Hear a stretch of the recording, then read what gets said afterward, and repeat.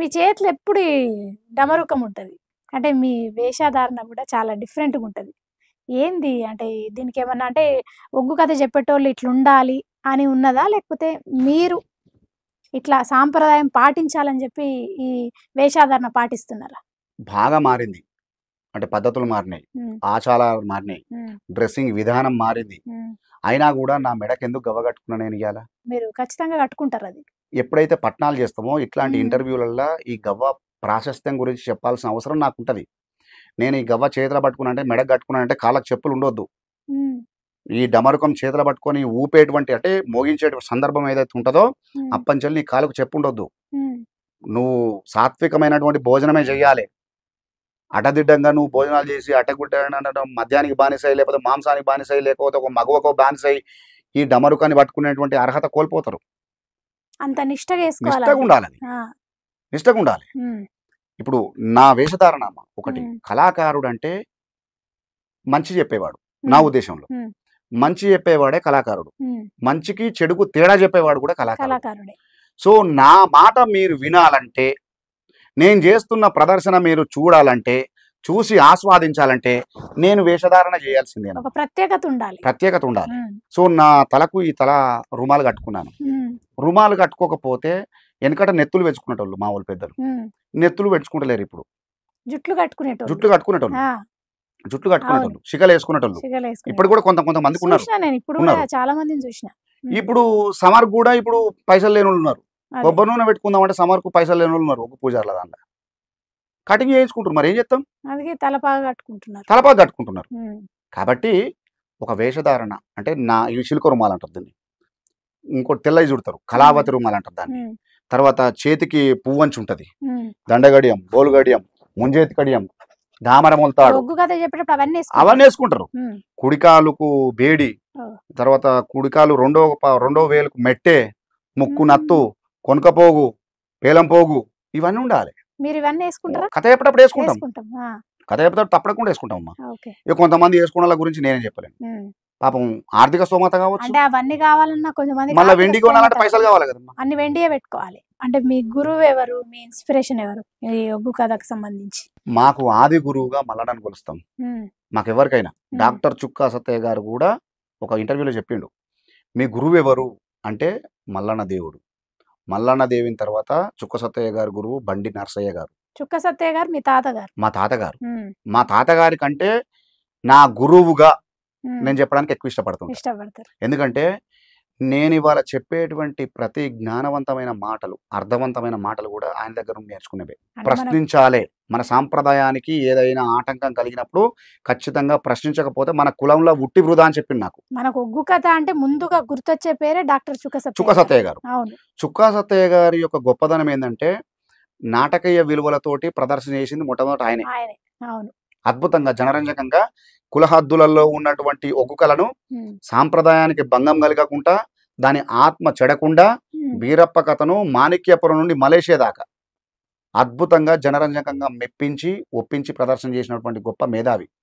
కలియుగ కాళిదాసు అని పిలుస్తా ఉంటాం మేము. కలియుగ కాళిదాసు. కాళిదాసు. అద్భుతమైనటువంటి మేధస్సు ఉన్నది. అద్భుతమైనటువంటి సాహిత్యం ఉన్నది ఆయన లోపల. మీకొక విషయం చెప్తాను.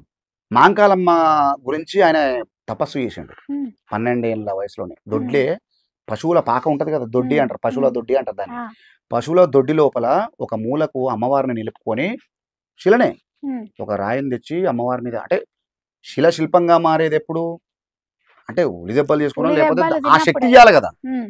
ఆ శక్తినిచ్చుకొని 41 రోజు ఒక పూట భోజనం చేసుకుంటూ తపస్సు చేసిండు. తపస్సు చేసిన తర్వాత అమ్మ ప్రత్యక్షమయ్యి ఆయన నాలుక మీద బండారేసిపోయిందట. ఆయన చెప్పిన విషయమే ఇది. హుహు. నాలుక మీద బండారేసి రాజపూజితుడవైతవు బిడ్డ అని చెప్పిందట. రాజులు గూడా నేను మెస్తారు. నిజంగానే అంత గొప్ప గొప్ప కళాకారుడయిండ్రాయన. కళాకారుడయిండు హ్మ్. అని చెప్పిందట. తర్వాత ఆయన కథ ఏం చెప్పినా వేదమే కూసున్నది.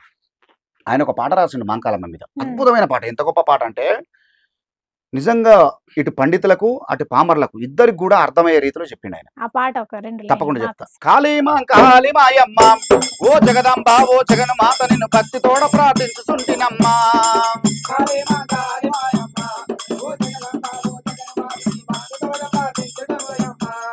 కాళిక కాలికాలివే కామదేవత కనకదుర్గని పాదములాన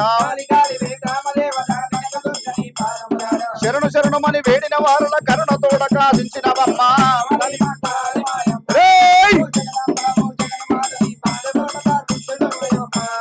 కాలికాలివే కామదేవత కనకదుర్గని పాదములాన శరణు శరణుమని వేడిన వారుల కరుణ తోడ పోషించినవమ్మ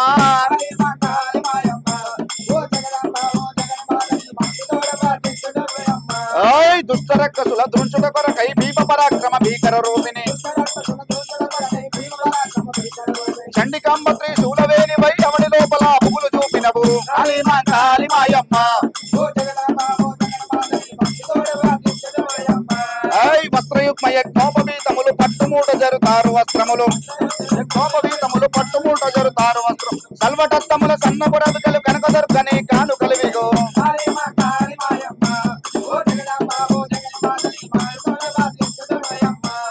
నానాభూషణ పత్ర పుష్పములు మల్లె మల్లె విరజాజి గులాబులు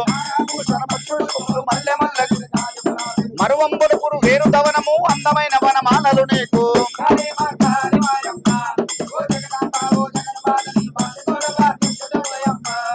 మంగళ గౌరికి మంత్ర పుష్పములు అందనమనులు ఆలాపింపగా సుగంధ పరిమళ నొదటి దేకములు శాంభవేని మమ్మాదరింపుమా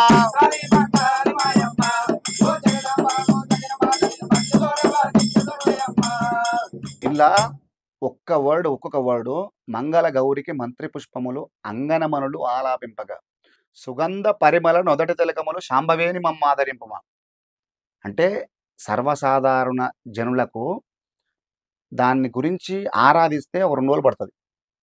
పండితులకు అర్థమయ్యే రీతిలో కూడా ఇలా రాసిండు. అంటే పండితుల భాష ఇదంతా చదివిండు ఆయన, చదివింది మళ్ళీ పెద్ద బాల శిక్ష ఆయన. ఎంత గొప్ప వర్డ్స్ ఉన్నాయి చూడండి. చాలా పెద్ద దుష్ట రక్కసుల దృంచుట కొరకై భీమ పరాక్రమ భీకర రూపిణి చండికాంబ త్రిశూల వేణివై అవని లోపల బుగులు చూపినవు. గొప్ప సాహిత్యం, ఎంత గొప్ప సాహిత్యం చూడండి. అందుకోసం డాక్టర్ చుక్క సత్తయ్య గారు కలియుగ కాళిదాస్ అయ్యిండు.